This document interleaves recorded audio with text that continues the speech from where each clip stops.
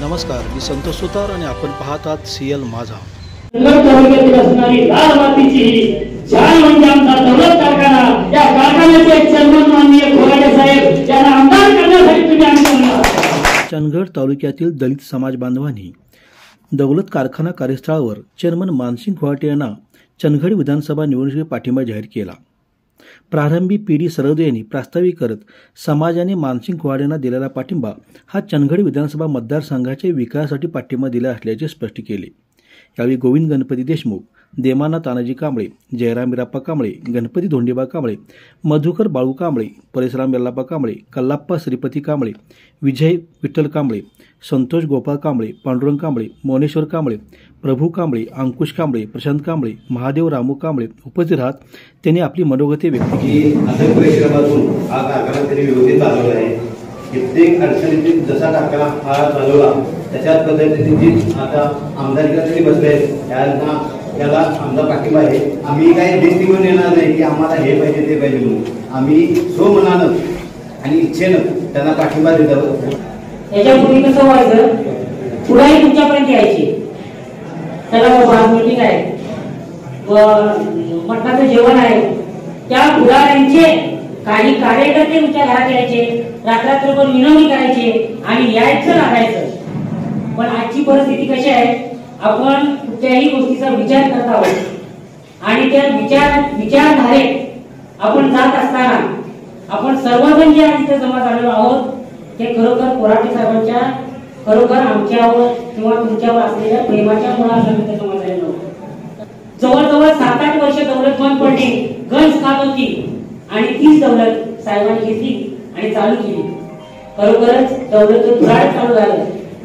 धुराड चालू झालं म्हणजेच काय, कामगारांना परत काम मिळालं, कामगारांच्या चुली पेटल्या आणि कारखान्याचाही विकास झाला. कारखान्याचा म्हणजे फक्त कारखान्याचा विकास झाला का, नाही, त्याच्याबरोबर आपल्या तालुक्याचा विकास झाला आणि तीच विकासाची ज्ञानगंगा पुढे वाढवायचं काम चालू ठेवण्यासाठी म्हणूनच जर आपल्याला आमदार म्हणून कोण पाहिजे असतील तर ते आहे मानसिंग खोराटे साहेब. थोडासा इतिहास सांगतो 2 मिनिटं. ज्या ज्या वेळेला वार्षिक सभा इथं व्हायची त्या वेळेला महादेव कांबळेचा रक्त केलेला आहे आणि छोटे छोटे शेतकरी, सभासद, कामगार यांच्यावरती हा कारखाना जिवंत आहे. बाकी राजकीय लोकांच्या इथं काही स्वार्थ ठेवून दुसरं काही केलं नाही त्याचं राजकीय पुढारी. आणखीन एक सांगतो, माझ्या समाजाची कळकळीची विनंती सांगतो की महादेव कांबळेंनी जय किसान शुगर फॅक्टरीचा प्रस्ताव केलेला असेल आणि तो पूर्णत्व जात होता आणि इतर राजकीय लोकांनी, मी पाटील लोकांनी म्हणतो की तो कारखाना होऊ दिला नाही.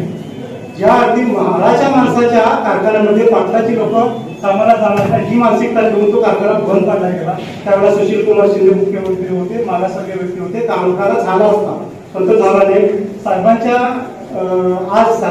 याच्यामध्ये आज आलो, 2 मी कारखान्याची आज ठरवलं. त्यामुळे मी इमान सोडणार नाही आणि माझा समाज हा कट्टर असतो, प्रामाणिक तर प्रामाणिक. आज या साहेबांची आपण प्रामाणिक राहावे आणि यांना आमदार म्हणून निवडून द्या.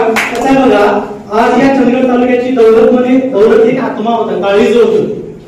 या चंदगड तालुक्यातील काळजाला जपण्याचं काम याचबरोबर या दौलतला सर्वसामान्य शेतकऱ्यांना नवसंजीवनी देण्याचं जे काम केले ना ते खरोखर मानसिंग खोराटे साहेबांनी केलेलं आहे. एकदा साहेबांसाठी मनापासून जोरदार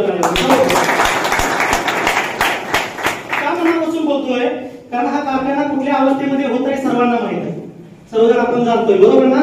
याच पद्धतीने साहेब आणखी मागासवर्गीय समाजाच्या वतीने माझी एक विनंती आहे तुम्हाला की आज मागासवर्गीय समाजाच्या वरती जे काय म्हणजे अन्याय अत्याचाराच्या घटनांच्या मध्ये खूप प्रमाणात वाढ होत चाललेली आहे.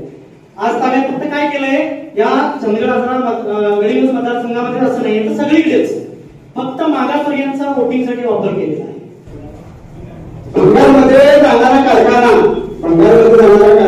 साहेबांनी वाचवला. त्या साहेबांना लाख शुभेच्छा. त्यांचे अनंत उपकार या ऊस उत्पादकांच्या वरती, कामगारांच्या वरती, वाहतूकदारांच्या वरती अनंत उपकार आहेत आणि ही गोष्ट मात्र न विसरण्यासाठी गोष्ट आहे. आणि साहेबांनी याच्याप्रमाणे आता साहेब आता आम्ही म्हणतात आमच्या तत्रे नेते झालेले आणि आम्ही त्यांना नेता करायचा आहे.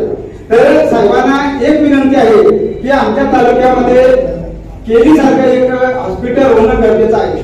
दुसरी गोष्ट महिला बचत गट आहेत, महिला बचत गटाच्या माध्यमातून रोजगार निर्मिती त्यासाठी लघु उद्योगाची निर्मिती व्हावी असं मला वाटतं. आपण तिथे एकत्रित आलो ते फक्त एक सच्चा माणसासाठी आपण इथे एकत्र आलो.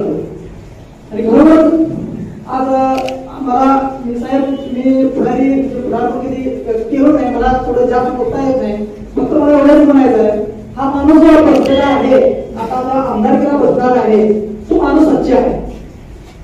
कारण की साहेब आमच्या जन्मकाळी कितीतरी आमदार होऊन गेले, त्यांनी खूप काम केलं, पण आमचा जेव्हा चंद्रच्या आधी वाढल्यावर होती तेव्हा आम्हाला कुणी आसरा दिला नाही. तेव्हा वेगवेगळ्या आधार तालुक साहेबांनी आधी जात असताना सुद्धा आमच्या आधी कशी लागली हे काही मला सांगायची काय गरज नाही. आज बघायला गेलं तर इथं कुठलीही जातीयता नाही किंवा सर्वसामान्य जो नेता किंवा एखाद्या गटतटाचा कार्यकर्ता आज तुमच्या बाजूला बसतोय आणि तुमच्या खांद्याला खांदा लावतोय, हे आमच्यासाठी खूप मोठं भाग्य आहे. कारण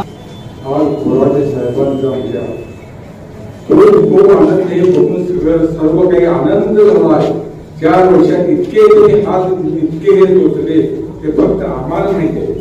कोराटे साहेब म्हणजे या चंदगड तालुक्याचे देव अवतारिक माणूस देव अवतारिक ह्या सगळ्यांना त्यांनी पाठिंबा दिला. काय होईल मग ह्या साहेबांना आम्ही पूर्णपणे आमच्या मागासाठी जय भीम या सर्व लोकांनी पाठिंबा देऊन त्यांचा कसा हा चंदगड तालुका आदरा गडिंगलज इथे कसा विजय होईल एवढीच पावर सगळ्यांनी लढवून साहेबांनी एक टायमात विजय करून टाकायची एवढी संधी मिळाल्या.